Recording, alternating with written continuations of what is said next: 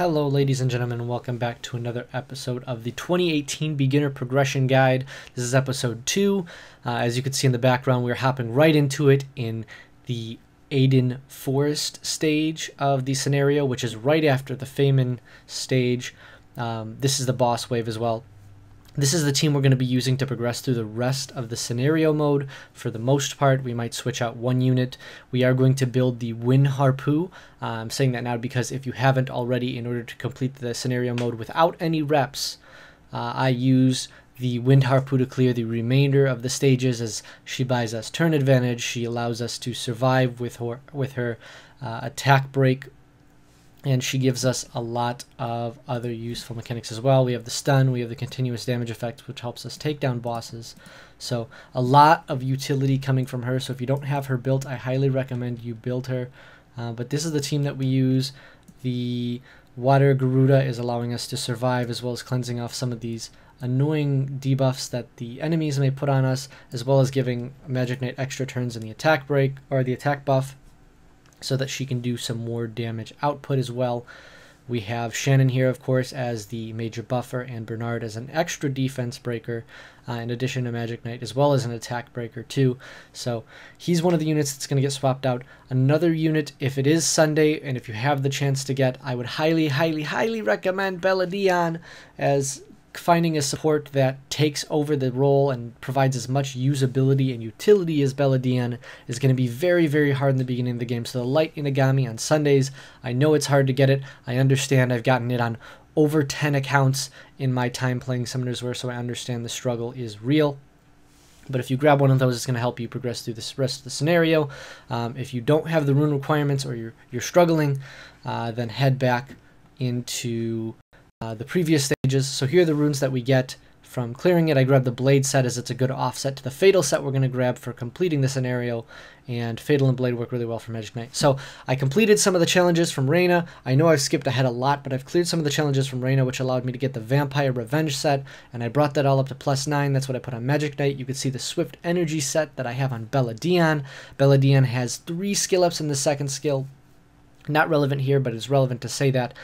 Shannon is also on Swift Energy. Swift Energy in general for your supports is really good. You could see that these sets are all very mediocre. They're 4-star runes. They have almost no substats, so they don't really give me any benefit in the substats, barring maybe 1 or 2 runes that happen to get speed.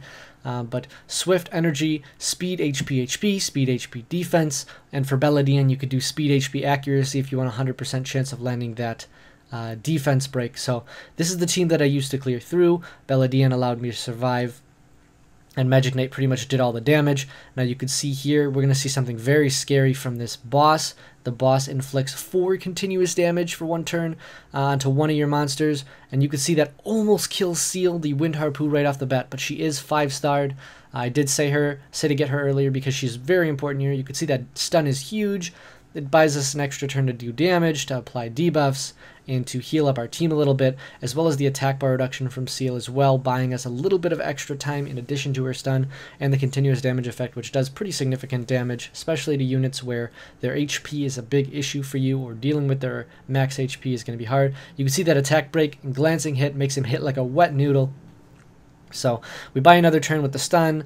You can see Seal is putting up some more of those continuous damage effects, which is going to do damage over time to that boss and take him down. And you can see we basically just clean him up here. So the only 5 stars here are the Water Magic Knight and the Wind Harpoo, the Wind Pixie, and the Light Inagami Bella Dion. Those 2 are both at 4 stars still. And here are the rune sets you'll get. I highly recommend getting the Fatal set, as it's going to be the most beneficial when you put it on your Water Magic Knight. It's going to allow you to get in the higher level of giants. It's going to have really good attacker substats. So here we have a clip of me powering Bella Dion up to 5-star using food that I farmed and leveled up from Garen Forest, the very first stage when I farmed for energy runes, and I farmed a little bit of Feynman hard using the Vampire Revenge set that I got from doing the Rune challenges. So you can see we get some skill ups into Bella Dion, which is huge because Bella Dion is really important progressing forward. So that's what my box looks like. That's what Bella's stats look like. And now we are jumping into where I am right now. Currently level 28 in the next part of the game. So you've cleared Scenario, you've cleared Feynman, you got all of these resources, or maybe not as many, but you have multiple different paths that you can take. My first recommendation is that you complete a bunch of these tasks. The Feynman task, like I mentioned earlier, is what allowed me to get this rune set fairly easy early on. All you have to do is clear Feynman Volcano on normal, on auto mode, which you should be able to do with 4-star runes using just your Magic Knight. If not, you can go back and you can power up some runes. Putting a speed slot 2 with the Fatal Energy or Fatal Blade, whatever set you choose, Fatal and whatever else, will allow your Magic Knight to be able to farm it. The only thing that matters is that her speed is like plus 20 or plus 30 speed. I mean, just power up a speed slot 2 on her and you'll be able to clear it no problem at all. After you're able to do that, you'll probably be able to clear a little bit further using this Vampire Revenge set. You'll definitely be able to do Feynman hard. Now, it does need to be plus 9 pretty much in order to clear it, and it may be a little bit dicey sometimes, but you'll be able to clear Feynman hard for the most part. And when you're using a double XP booster, you're going to see a huge boost in the amount of experience that you receive. So, as you can see, we have the Magical Shop, a shop that I mentioned very early on in the series that allows you to find some things, sometimes useful runes. I highly recommend checking out some of the stuff in here. Also finding skill ups for your units. You can see Garuda skill ups, you'll see Vagabond skill ups, and you'll see Pixie skill ups for all your major units. So all your major 2-stars you could find skill ups for. Here's the current state of my monster box, which I think is really, really important to mention because it's going to set a tone for what we are doing in the future. Now, I have a lot of monsters because there's a lot of things I want to build in this series. I don't want to overcomplicate things, but I do want to mention why I have some of the monsters that I have.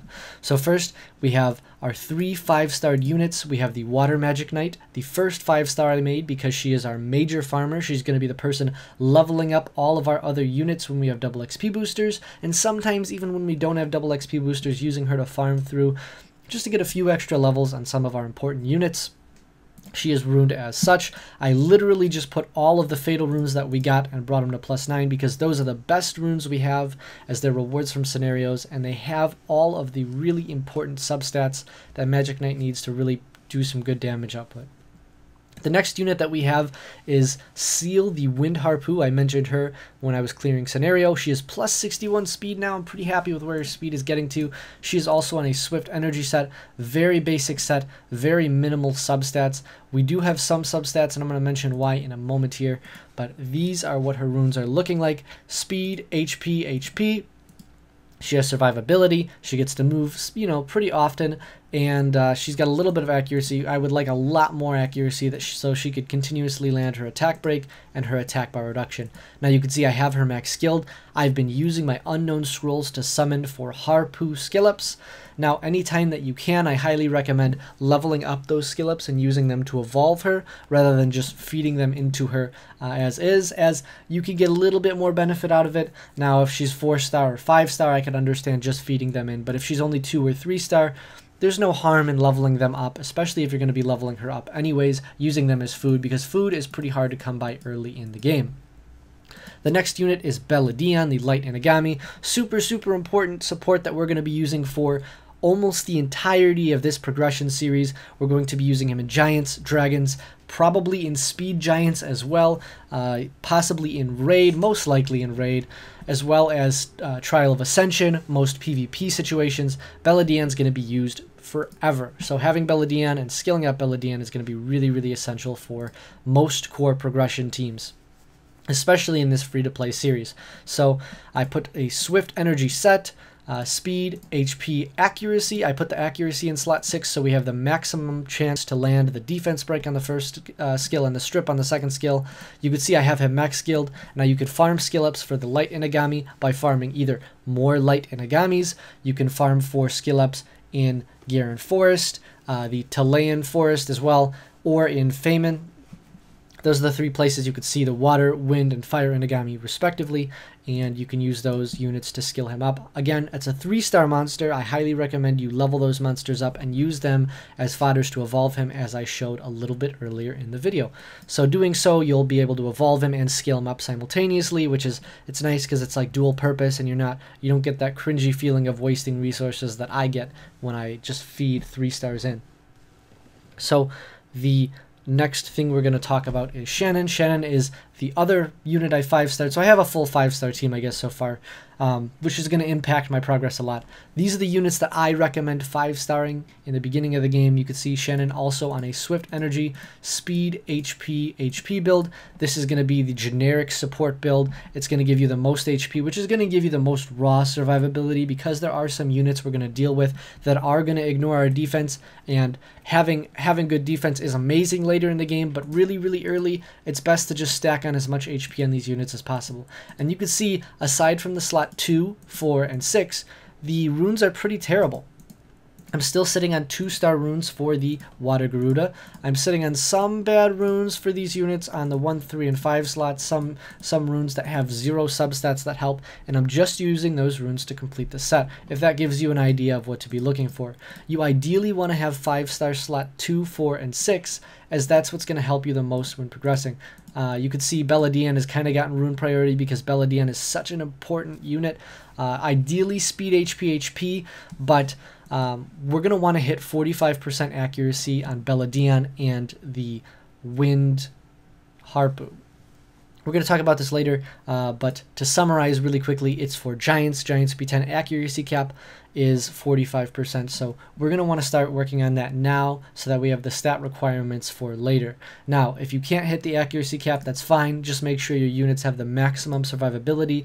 If you don't want to do speed, HP, accuracy, or you feel like your team is not working as well on that, then by all means go to speed, HP. But try to hit 5-star on these slots if you can, so that you can get the maximum amount out of your runes. You can see I don't have any 4-star runes that are brought to plus 12 because it's inefficient. Anything below 5-star, bringing it to plus 12 is kind of a waste of mana, because a 5-star replacement is not extremely difficult to receive.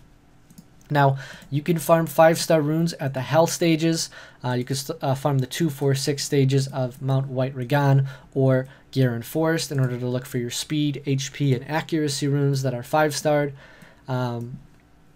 However, if you want to move forward and you want to start looking for some of those 4-star runes with decent substats, you can do that as well. Now, with the stats on my team currently, you should be able to do Giants B6. Again, I'll show my runes if anyone's curious. You don't have to worry about the runes themselves as much as the stats that my monsters can hit, because if you could hit those stats without the rune sets, that's perfectly fine as well.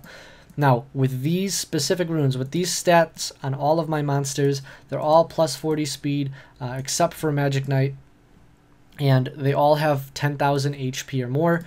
You should be able to farm Giants B6 on auto. This will afford you the ability to start receiving pretty decent rune quality. Now, you could get 3, 4, and 5-star runes starting here.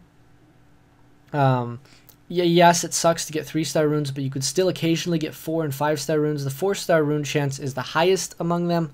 So, in all likelihood, you're going to receive some 4-star runes, and you're probably going to receive some pretty okay ones. Definitely an upgrade over any 1, 3, and 5 slot you've farmed so far. Maybe if you had a perfect rune roll on a 4-star or 5-star 1, 3, or 5 slot, it won't be a replacement. You're probably not going to find any fatal runes here better than what's on Magic Knight. If you do, I'm happy for you, and that's lucky, and that's going to help your progression a lot.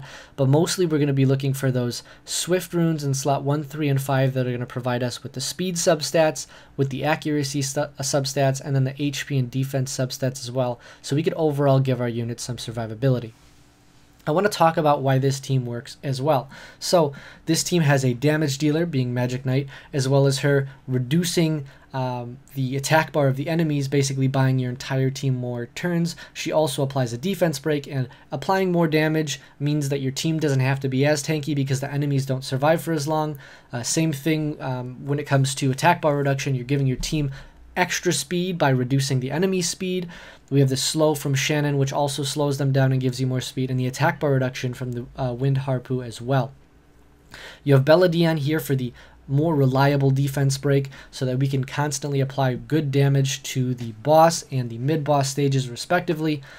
And We have Shannon here as well for the attack and defense buff, allowing our team to take hits. Something that's very important and sometimes understated in these beginner guides is the importance of the attack break. The attack break essentially cuts the giant's ability to kill your team by 50%, or the damage that he's going to do to your team by 50%, as it reduces the giant's attack. That paired with the defense buff from Shannon, and you will see your team is taking very little damage, even when the giant has an attack buff. Speaking of that attack buff, that's another great feature of Bella Dion.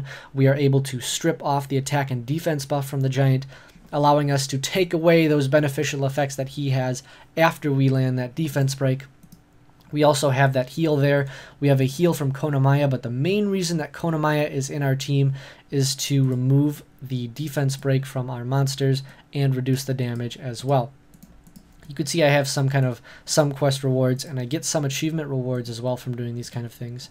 But let's talk about some of the runes that I've got. We've got this beautiful rune management window. If you guys have not experimented with this yet, this is where you could check out all your monsters and you could rune them up without actually applying the runes. So you could basically test out different builds to see what's going to work best for your monster in particular without having to go through all the hassle or without having to pay all of the mana in order to do so. So this is a very iffish rune, but these are the kind of runes that I want to talk about, the kind of runes you're going to be looking for. Even though it's not ideal, it doesn't have speed, HP, and accuracy on it, it has speed, right? It has resistance, which is semi-usable early game, but not nearly as important as the speed. Most of your runes that you're going to have, your 3, 4, and 5-star runes that you have on your Swift runes, on your units, are not going to have speed, and so any amount of speed is probably going to be an upgrade, and this is 7 speed, and since we have an accuracy in slot 6, we can afford to get rid of this rune even though it has accuracy. So there we go, we're already seeing some sort of improvement for Bella Dion. 7 extra speed doesn't sound like a lot, but it adds to the amount of turns he gets, and it really, really increases the success rate of your teams when your units are faster. So we're going to give him an extra 7 speed. Which is a nice upgrade for Bella Dion. However, we lost a tiny bit of HP, which is sad, but I'm just trying to really point out the importance of, you know, testing out runes, seeing which runes work well in the rune manager, and what kind of runes you want to be looking for. So these are the kind of runes I've been keeping. This rune is really iffish. I only kept it because it has accuracy as a substat, but I'm probably not going to be using it anytime soon. This is a really decent rune. It has speed and defense as a substat. So if I have a unit on Swift that needs a different slot 4, like for example, this is a direct upgrade for Shannon. Now, I don't really enjoy spending the 10,000 mana to remove that other rune, but because it has speed and it's an HP percent slot 4, and it's 4-star, which is still okay for now, I am going to keep it, but you can go ahead and you could farm Giants B6 for a while. Now, I talked about refreshes before. I am now a high enough level where I am not as terrified about using refreshes, although you do want to take advantage of events going on to get bonus free energy, and you do want to take advantage of challenges to level you up. Once you're above level 20 or so, you're not going to get nearly as much of a benefit from accepting those challenges, but this is what you're going to want to do for maybe a week or two. Now, to really put into perspective how much time I spent, it's been about a week and a little bit extra since I've started the account, to put that into perspective so you guys understand how long I've been playing this account. You're not going to be able to get this kind of progress instantly. If you do, I'm very happy for you. I'm glad that you're progressing quickly. However, it takes a while of farming in order to achieve these stats on units. You're not going to be able to progress overnight. So at this point in the game, if you're able to farm Giants B6, I highly recommend you do so for a while. This is the same team you could pour right into Giants B7 once your runes are better. You want to aim for 4 and 5-star runes with some substats. You want to aim for upwards of 10,000 HP on all your units. If you can, 500 to 600 defense on all your units. And for speed, around 170 speed for all of your support units, and hopefully 140 speed on your Magic Knight, although don't sacrifice too much of her damage in order to do so. Those are the kind of stats we're going to be aiming for to move into Giants B7.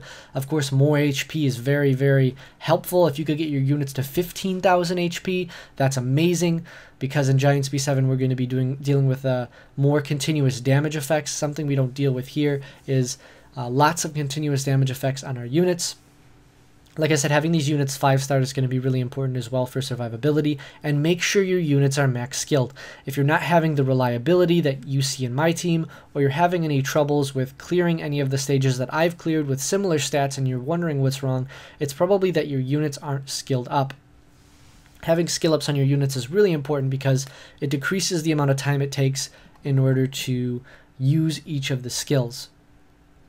So that's about it. That's pretty much going to wrap up this episode, which is pretty much the introduction to Giants episode after you've cleared through the scenario. Now, like I said, if you have not been able to clear through the scenario, or if you're having any trouble with doing so, just head back into these early stages, Giran Forest and Mount White Regan, in order to farm the Swift and Energy sets. Only need to be really 4-star in order to clear through the scenario mode, and just go ahead and manual it. Give it a few tries. If it doesn't work, go back and farm some more runes and rinse and repeat.